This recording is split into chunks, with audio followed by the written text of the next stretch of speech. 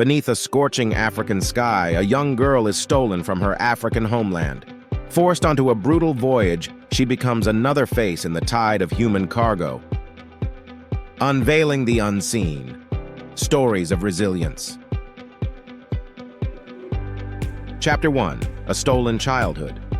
In 1753, a young girl named Phillis is torn from her homeland in Gambia, Africa. Forced onto a brutal voyage across the Atlantic, her future shrouded in uncertainty, she becomes another face in the tide of human cargo. The relentless crashing of waves against the ship underscores the harshness of the Middle Passage. Sold into slavery in Boston, Phillis enters the world of the Wheatleys, a prominent merchant family. Despite the horrors of her situation, a spark of resilience ignites within her. Named after the ship, the Phillis, that brought her to America, the name constantly reminds her of her stolen past. Biographer David Waldstreicher raises intriguing possibilities about Phillis's early life, such as whether she was already literate or if markings on the walls hint at a Muslim background.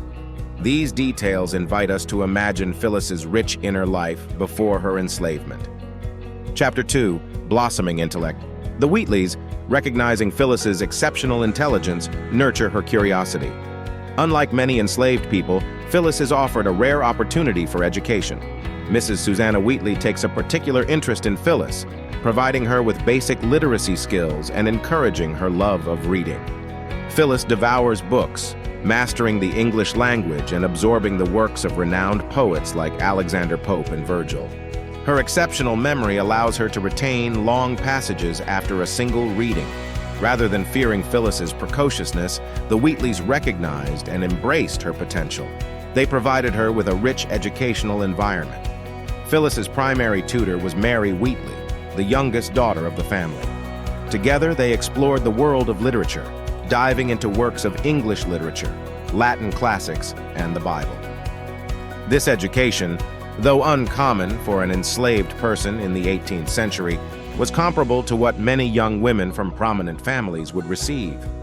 Despite these potential obstacles, Phillis's dedication and the Wheatleys' support allow her intellectual potential to flourish. Chapter 3. A Star is Born. Phillis's brilliance captivates Boston's elite. Her poems, filled with vivid imagery and profound emotion, circulate in manuscript form, generating excitement and curiosity. However, whispers of doubt begin to swirl. Can an enslaved person truly be the author of such sophisticated work? To quell these doubts, Phillis undergoes a grueling examination before a panel of prominent Bostonians, including ministers and judges. They test her knowledge of classical literature and even have her compose poetry on the spot. Phillis impresses them all, silencing the doubters and solidifying her claim as the author. With financial support from the English Countess of Huntingdon, a fervent abolitionist, Phillis travels to London in 1773 with Nathaniel Wheatley, John Wheatley's son, to publish her first collection, poems on various subjects, religious and moral. This groundbreaking achievement makes her the first Black woman in America to publish a book. The book includes a foreword signed by John Hancock and other Boston notables, along with a portrait of Phillis, all designed to dispel doubts about the authorship and showcase the intellectual abilities of an enslaved person. The publication brings Phillis great notoriety, and her poems resonate with a wide audience due to the themes of faith, freedom, and the beauty of nature. One particularly well-received poem, On Virtue, exemplifies this with lines like, "Virtue alone is heaven's peculiar boast." Chapter 4. A Life of Contradictions. Phillis's success is a beacon of hope for enslaved people.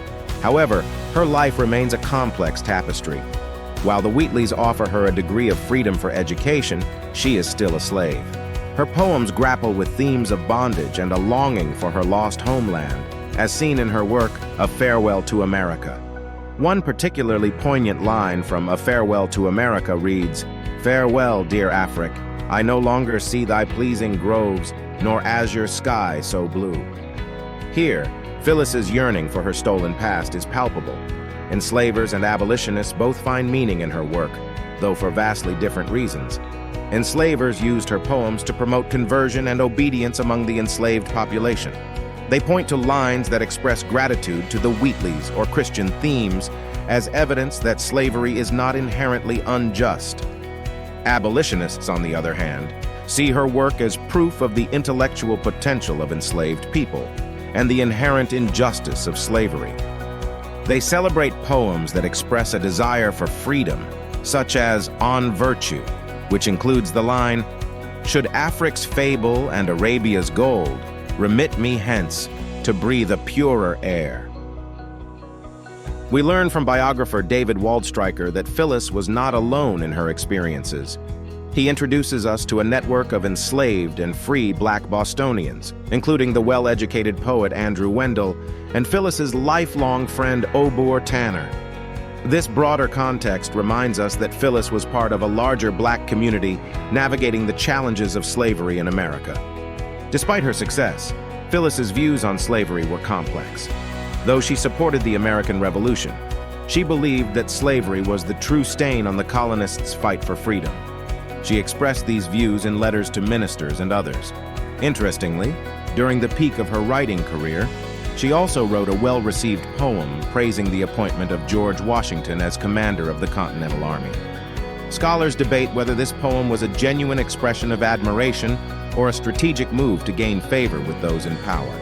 This complexity reflects the difficult choices Phillis had to make to navigate her enslaved status and find a platform for her voice. Chapter 5. A Legacy That Endures. Phillis Wheatley's life story captivated audiences not just in her own time, but for centuries after. Following her death in 1784, her memory was invoked in various ways. African-American newspapers of the 19th and 20th centuries frequently mentioned her. Publications like Freedom's Journal and Frederick Douglass's paper celebrated her intelligence and accomplishments. An 1827 entry in Freedom's Journal even listed her among prominent figures of African descent. The theme of overcoming limitations became a cornerstone of how Phillis's legacy was used. Schools named after her and literary societies inspired by her name all reflected a desire to uplift and educate young Black minds. The Washington, D.C. newspaper, The People's Advocate, described a commencement exercise at a school for Black children that included a presentation on Wheatley. Similarly, a late 19th century article from the New York Freeman mentioned a debate between literary societies named after Phillis Wheatley. However, it's important to acknowledge the limitations Phillis faced due to her enslaved status. While celebrated for her brilliance, her work could not openly criticize the institution that held her captive. Scholars like Molefi Asante point out the delicate balance Phillis navigated.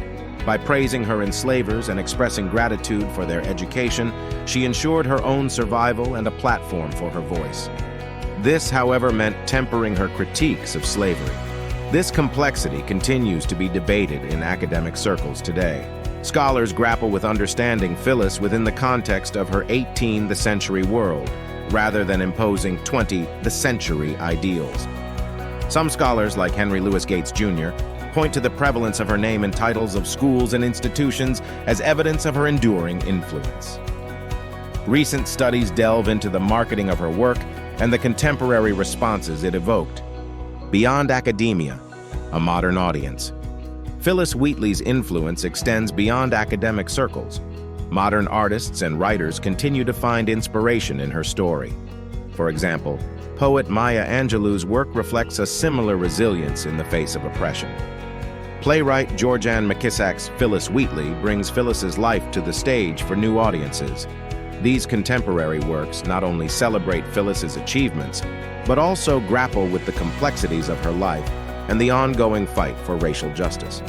Conclusion. Phillis Wheatley's story resonates across centuries. Her fight for education, her yearning for freedom, and the enduring power of her voice challenge us to this day. But the fight for justice continues to evolve. As we learn from Phillis's complex experiences, we are reminded of the ongoing struggle for equality and the importance of amplifying marginalized voices. In our next episode of Origin Unveiled, we delve into the enigmatic world of J. Edgar Hoover, the FBI's longest-serving director.